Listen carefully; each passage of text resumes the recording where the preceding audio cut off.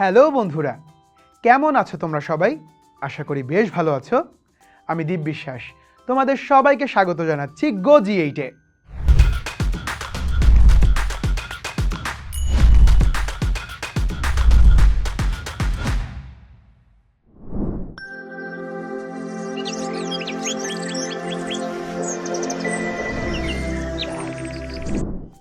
বন্ধুরা, আজ আমরা পড়ব একাদশ দ্বাদশ শ্রেণীর ব্যবস্থাপনা প্রথম পত্র বইয়ের এর অষ্টম অধ্যায়, অর্থাৎ ব্যবসায়ের আইনগত দিক।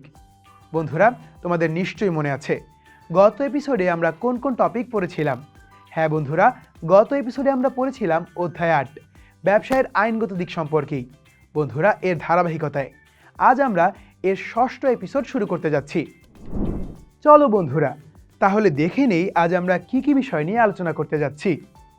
প্রথমেই কপিরাইট ভঙ্গ করার পরিণতি, এরপরে বীমার ধারণা এবং সবশেষে বীমার উদ্দেশ্য। বন্ধুরা, তাহলে কপিরাইট ভঙ্গ করার পরিণতি দিয়েই শুরু করা যাক। অর্থাৎ তোমরা যদি কপিরাইট আইন ভঙ্গ করো তাহলে কি হবে শুনে নাও। বন্ধুরা, প্রথমেই অধিকার লঙ্ঘনের পরিণাম। আদালত কর্তৃক অধিকার ভঙ্গ প্রমাণিত হলে সর্বোচ্চ 2 লক্ষ টাকা এবং সর্বনিম্ন 50,000 টাকা জরিমানা হতে পারে। বন্ধুরা, তবে অধিকার লঙ্ঘনটি বাণিজ্যিক উদ্দেশ্যে সংঘটিত না হলে 6 মাস কারাদণ্ড অথবা 50,000 টাকার কম জরিমানা হতে পারে। বন্ধুরা, এখন মনে করো কেউ এই একই অপরাধ আবার করে, তাহলে কি হবে? কোনো ব্যক্তি কপিরাইট ভঙ্গের অপরাধে একবার শাস্তি পাওয়ার পর পুনরায় উক্ত অপরাধে অপরাধী হলে দ্বিতীয় এবং পরবর্তী প্রতিটি অপরাধের জন্য অনূর্ধ্ব 3 বছর কিন্তু সর্বনিম্ন 6 মাসের কারাদণ্ড এবং সর্বোচ্চ 3 লক্ষ টাকার অর্থদণ্ডে দণ্ডিত হবে। বন্ধুরা, এর পরের পয়েন্ট হচ্ছে প্লেট দখলে রাখা। তোমাদের মনে প্রশ্ন আসতে পারে, আচ্ছা এই প্লেটটি আবার কি জিনিস? বন্ধুরা, কপিরাইট করার মতো এমন কোনো ক্রিয়েটিভ প্রোডাক্ট তৈরির জন্য আনুষঙ্গিক যে জিনিসপত্রগুলো প্রয়োজন হয় এবং যা দিয়ে ঠিক ওই প্রোডাক্টটি পুনরায় তৈরি করা যায় সেগুলোকে আমরা প্লেট বলতে পারি। তো এক্ষেত্রে অভিযোগ প্রমাণিত হলে সর্বোচ্চ 2 বছরের কারাদণ্ড বা অনূর্ধ্ব 50,000 টাকা অর্থদণ্ডে দণ্ডিত হবে। বন্ধুরা, এমনটাও কিন্তু হতে পারে কোনো কপিরাইটের বস্তুর কোনো প্লেট অথবা অনুলিপি কেউ অন্য কারো কাছে বন্টন করেছে, সেক্ষেত্রে কি হবে? বন্ধুরা, এক্ষেত্রে অভিযুক্ত অপরাধীর দখলভুক্ত কর্মটির সব অনুলিপি বা সমস্ত প্লেট ধ্বংস করার বা কপিরাইটের স্বত্বাধিকারীকে বুঝিয়ে দেবার জন্য আদালত নির্দেশ দিতে পারে। বন্ধুরা, এরপরে আসে কম্পিউটার প্রোগ্রাম লঙ্ঘন। কোনো ব্যক্তি যদি কম্পিউটার প্রোগ্রামের লঙ্ঘিত কপি অনুলিপি প্রকাশ করে, বিক্রয় করে অথবা বিতরণ করে তাহলে সর্বোচ্চ 4 বছর এবং সর্বনিম্ন 6 মাস কারাদণ্ড অথবা সর্বোচ্চ 4 লক্ষ টাকা এবং সর্বনিম্ন 1 লক্ষ টাকা অর্থদণ্ড দণ্ডিত হবে। বন্ধুরা, এখন দেখো, তোমাদের কেউ যদি কপিরাইট করতে গিয়ে কোনো মিথ্যা তথ্য দেয় তাহলে কি হবে? বন্ধুরা, যদি কোনো ব্যক্তি কপিরাইট রেজিস্টারে কপিরাইট সম্পর্কিত কোনো বিষয় মিথ্যা অন্তর্ভুক্ত করে তাহলে সর্বোচ্চ 2 বছর কারাদণ্ড বা 10,000 টাকা জরিমানা বা উভয় দণ্ডে দণ্ডিত হতে পারে। বন্ধুরা, এছাড়াও যদি কোনো ব্যক্তি প্রতারণা বা প্রভাবিত করার উদ্দেশ্যে কপিরাইট সংক্রান্ত কোনো বিষয়ে মিথ্যে বিবৃতি প্রদান করে এবং তা যদি প্রমাণিত হয় তবে সর্বোচ্চ 2 বছর কারাদণ্ড এবং সর্বোচ্চ 25,000 টাকা জরিমানা অথবা উভয় হতে পারে।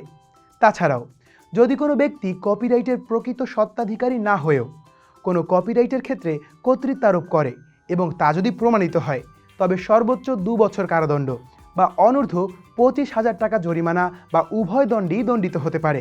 তো বন্ধুরা, আশা করি এ পর্যন্ত সবাই ভালোভাবে বুঝতে পেরেছ।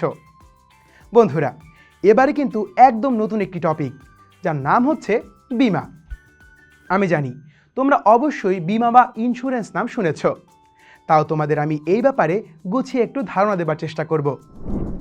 বন্ধুরা, বীমা হচ্ছে আর্থিক প্রতিদান বা প্রিমিয়ামের বিনিময়ে মানুষের জীবন এবং সহায় সম্পত্তির ঝুঁকি গ্রহণ করা এবং চুক্তিতে উল্লেখিত কারণে ঝুঁকির উদ্ভব হলে চুক্তি অনুযায়ী আর্থিক ক্ষতিপূরণের ব্যবস্থা করা। বন্ধুরা, বীমা হলো এক ধরনের ক্ষতিপূরণের চুক্তি। এখানে 2টি পক্ষ থাকে।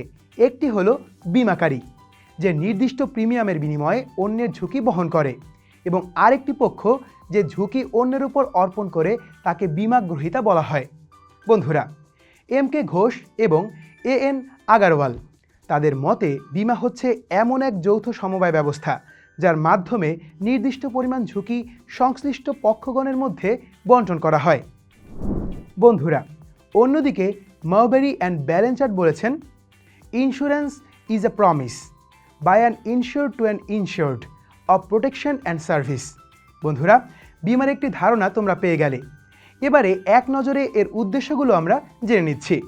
প্রথমেই বীমা ঝুঁকিগত প্রতিবন্ধকতা দূর করে। ঝুঁকি হ্রাস করাই বীমার মুখ্য উদ্দেশ্য। বন্ধুরা, এর সাথেই কিন্তু আর্থিক নিরাপত্তার বিষয়টি জড়িত। বন্ধুরা, তাই বিভিন্ন প্রকার ক্ষতি থেকে আর্থিক নিরাপত্তা দেয়া বীমার উদ্দেশ্য। এছাড়া ঝুঁকি হ্রাস করে মানসিক প্রশান্তি এবং বৃদ্ধ বয়সের অবলম্বন প্রদান বীমার আরও দুটি উদ্দেশ্য। বন্ধুরা, বৃদ্ধ বয়সে দেখবে অবলম্বনের জন্য অনেকেই জীবন বীমা করে রাখে। বীমা কিন্তু শুধু ঝুঁকি কমায় তা নয়, নির্দিষ্ট সময় শেষে দেখবে তারা প্রিমিয়ামের লাভসহ টাকা ফেরত দেয়। আর অন্যদিকে বীমাকারীও তো ব্যবসায়ের মাধ্যমে মুনাফা অর্জন করছেই। সেই হিসেবে মুনাফা অর্জন বীমার আরেকটি উদ্দেশ্য হিসেবে বিবেচিত হয়। বীমা করার মাধ্যমে একটি সামাজিক মর্যাদা নিশ্চিত করাও কিন্তু বীমার একটি উদ্দেশ্য হিসেবে ধরা যায়। বন্ধুরা, এবারে শেষ পয়েন্ট, তবে এটি কিন্তু বেশ গুরুত্বপূর্ণ। দেখো, বীমা তোমাকে মুনাফা অর্জনের একটি রাস্তা বের করে দিচ্ছে। এদিকে ব্যবসায়ের ক্ষেত্রে যে ঝুঁকি তা দূর করে একটি আর্থিক নিরাপত্তা দিচ্ছে। এজন্যই কিন্তু অনেক ব্যবসায়ী নিশ্চিত হয়ে ব্যবসা কার্য পরিচালনা করছে। বন্ধুরা, বীমা না থাকলে হয়তো অনেক ব্যবসায়ের শুরুতেই ব্যবসায়ীরা হাল ছেড়ে দিত বা কেউ ব্যবসা করার সাহসী পেত না। যাই হোক বন্ধুরা, বীমা প্রত্যক্ষ এবং পরোক্ষ উভয়ভাবেই শিল্প এবং বাণিজ্যে সহায়তা দান করে থাকে।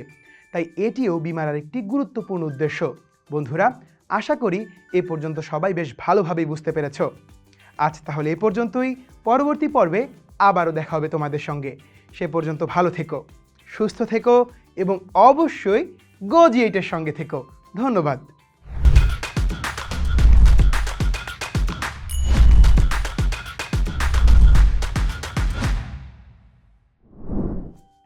চলো বন্ধুরা, এতক্ষণের আলোচনা থেকে কিছু গুরুত্বপূর্ণ নোটস দেখে নেই।